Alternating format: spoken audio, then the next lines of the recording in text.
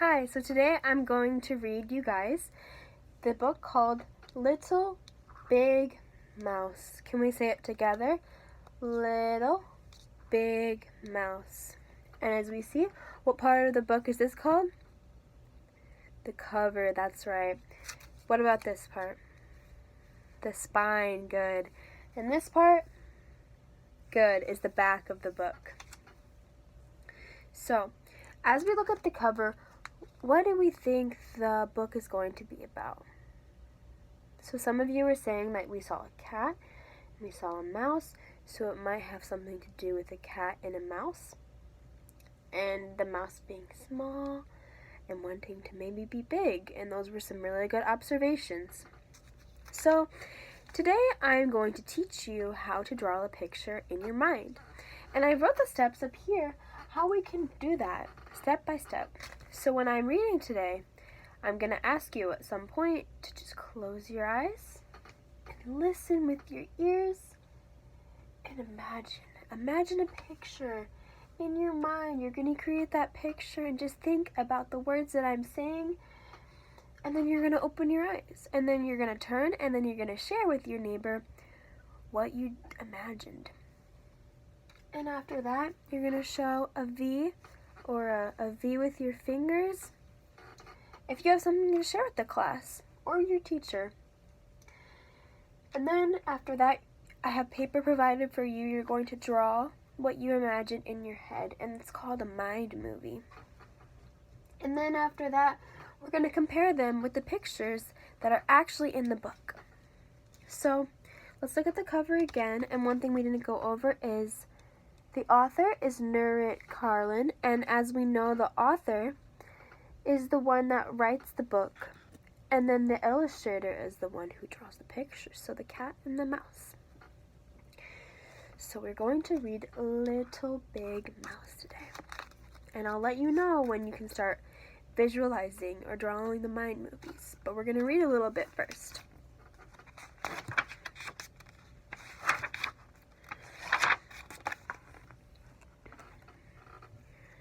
A little mouse wanted to be big. His brother was bigger than he, but not by much. His parents were bigger than his brother, and the little mouse wanted to be as big as they were, or maybe even bigger. He wanted to be really big. He decided to find out how he could make his happen.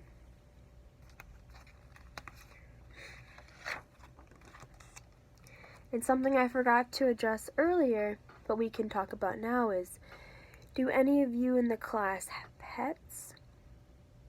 Okay, a few of you might have cats and a few of you might have pets. And that's cool. And that's something that I just forgot to go over. But in this book, there also is a cat and a few other animals. The cat was napping, but the little mouse didn't want to ask her anything anyway. He was going to get his answer. He couldn't even reach the elevator button, but finally he managed to get in. Hey kid, where are you going? Waiting to cross the street, the little mouse heard a heavy thump. So right now, this is the point where we're going to close our eyes and you're just going to listen to the words I say. And make sure to imagine pictures in your mind. Elephants! The circus was coming to town. Surely an elephant will know everything about being big, thought the little mouse. He followed the parade to the circus ground. Hello, excuse me. I'm so little, the elephant doesn't even notice me, he thought.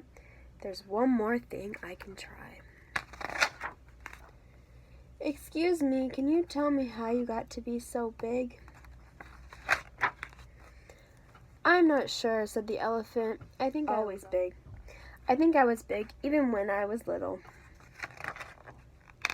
So now, we can open our eyes back up and we can share with our neighbors what we imagined in our head. And after that, we can draw on the paper that I provided for you a picture of what you think was in the book.